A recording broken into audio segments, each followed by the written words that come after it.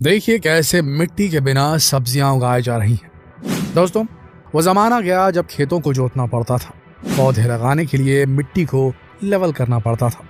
तो ये आज के समय हवा में खेती की जा रही है। बिना मिट्टी के लाल लाल टमाटर उगाए जा रहे हैं। इतना ही नहीं, इस तरह की खेती करके आज के किसान करोड़ों रुपए कमा रहे हैं। देखना चाहते हैं कि इस तरह की खेती से क्या उगता है? तो जरा इस वीडियो को देखिए।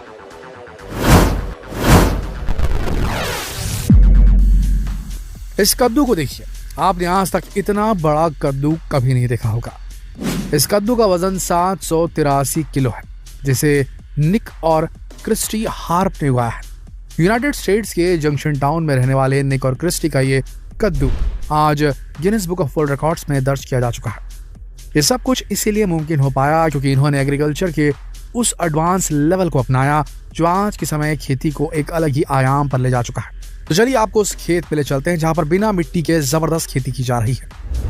इन लाल लाल रसीले टमाटरों को देख रहे हैं आप। आपको जानकर हैरानी होगी कि ये सारे के सारे लाल टमाटर के गुच्छे बिना किसी मिट्टी के पैदा हुए हैं। जी हाँ, खेती की इस टेक्निक को हाइड्रोपोनिक सिस्टम कहा जाता है। सिर्फ पानी का इस्तेमाल करके टमाटर की लाजवाब खेती आज मुमकिन हो पाई है।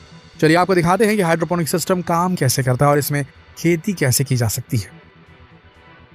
हाइड्रोपोनिक सिस्टम को तैयार करने के लिए ग्रीन हाउस की जरूरत पड़ती है ताकि उसके अंदर के तापमान और नमी को फसल के अनुसार कंट्रोल किया जा सके। वैसे अगर आप चाहें तो इसे अपने छत पर भी उगा सकते हैं। इस तरह के ग्रीन हाउसेस को बनाने के लिए एल्युमिनियम शीट और पीवीसी पाइप्स की मदद ली जाती है। ग्रीन हाउस को तैयार करने के बाद जमीन की मिट्टी को पूरी तरह से प्लास्टिक शीट से ढक दिया जाता है ताकि जमीन से निकलने वाला बैक्टीरिया पौधों तक न पहुंचे। इसके बाद जहां पर पौधे लगाए जाने हैं वहां पर लंबे लंबे पीवीसी पाइप की मदद ली जाती है। इन्हीं पीवीसी पाइप्स में पौधों को लगाया जाएगा। पीवीसी पाइप को लगाने से पहले इनमें छेद किए जाते हैं। इन्हीं छेदों में पौधे लगाए जाएंगे।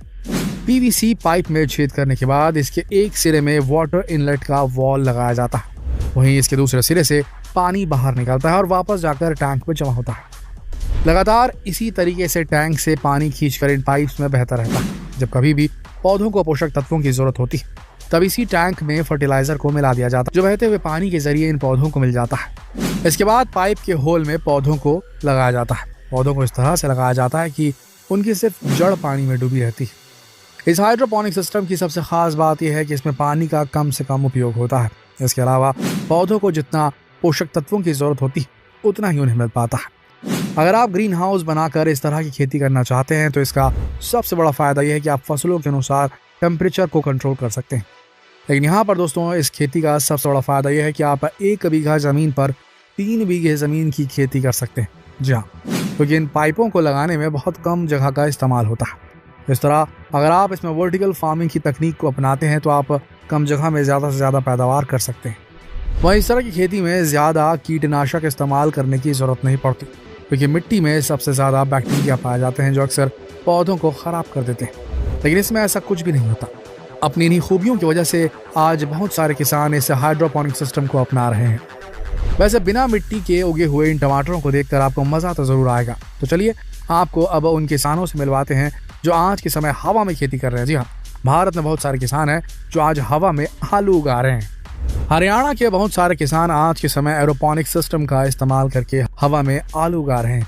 आपको जानकर हैरानी होगी ये किसान ट्रेडिशनल खेती से कहीं ज्यादा पैदावार भी कर रहे हैं। चलिए आपको एरोपोनिक सिस्टम की एक झलक दिखाते हैं कि इसे कैसे किया जाता है। एरोपोनिक सिस्टम को अपनाने से पहले ग्रीन हाउस की जरूरत पड़ती है ताकि आलू में लगने वाले कीड़े आलू के पौधों तक न पहुंचे। ग्रीन हाउस को बनाने के बाद बड़े बड़े बॉक्सेस को बिछाया जाता है। इसमें ढेर सारे होल बने हुए होते हैं।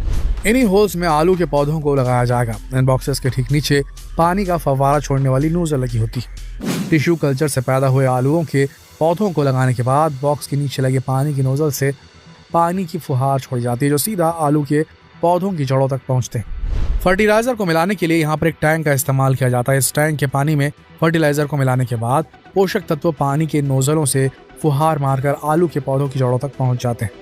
अगर सिंपल भाषा में इसके आर्किटेक्चर को समझे तो बॉक्सेस के ठीक नीचे पानी की नोजल लगी होती है और बॉक्सेस के ठीक ऊपर पौधे लगे हुए होते हैं जिनके ऊपर सीधा सूर्य की रोशनी पड़ती है। इसके अलावा तापमान को कंट्रोल करने के लिए ग्रीन हाउस में बहुत सारे मिस्ट लगाए जाते हैं जो लगातार पानी की फुहार छोड़ते हैं ताकि गर्मियों के दिनों में यहाँ का तापमान नॉर्मल रहे। धीरे धीरे जैसे जैसे ये पौधे बड़े होते हैं, आलू के पौधों की जड़ें भी नीचे की तरफ बढ़ने लगती हैं। कुछ ही दिनों में आलू के पौधों की जड़ों में आलू लगने शुरू हो जाते हैं। फिर कुछ महीनों के अंदर इनमें आलू पूरी तरह से विकसित हो जाते हैं, जिसके बाद इनकी तुड़ाई करके इन्हें बाजार में बेचने के लिए भेज दिया जाता है। सबसे बड़ी बात यह है कि इस तरह की खेती में पानी की बहुत कम जरूरत पड़ती है। इसके अलावा हवा में उगे ये आलू पूरी तरह से ऑर्गेनिक भी होते हैं, क्योंकि इनमें कीटनाशक का इस्तेमाल बेहद कम होता है। लेकिन दोस्तों, हाइड्रोपोनिक सिस्टम और एरोपोनिक सिस्टम का इस्तेमाल करके आप वो कर सकते हैं जो आप अब तक नहीं कर पाए। यहाँ पर उन फलों को उगाया जा सकता है जो पहले आपके क्षेत्र में नहीं उगा करते थे। उन सब्जियों को उगाया जा सकता है जिनका आपने कभी नाम भी नहीं सुना होगा। वैसे जब एडवांस फार्मिंग की बात हो रही है तो चलिए आपको एक ऐसी एडवांस मशीन भी दिखाते हैं जो आज के समय किसानों की बहुत बड़ी मुसीबत को कम कर चुकी है। सबसे पहले इस मशीन को देखिए, इसका नाम है रोपा माउस 5।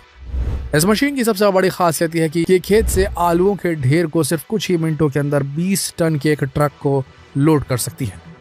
लेकिन ये मशीन सिर्फ इन आलू और चुकंदरों को लोड ही नहीं करती, बल्कि इसमें लगे 18 क्लीनिंग रोटर्स आलूओं को अच्छी तरह से साफ करते हैं। उसके बाद इसे ट्रक में लोड करते हैं। वहीं ये पूरी तरह से फोल्डेबल मशीन है जो अपना काम खत्म होने के बाद अपने आप को पूरी तरह से फोल्ड कर लेती है। उसके बाद ये एक बिल्कुल नॉर्मल व्हीकल की तरह नजर आती है।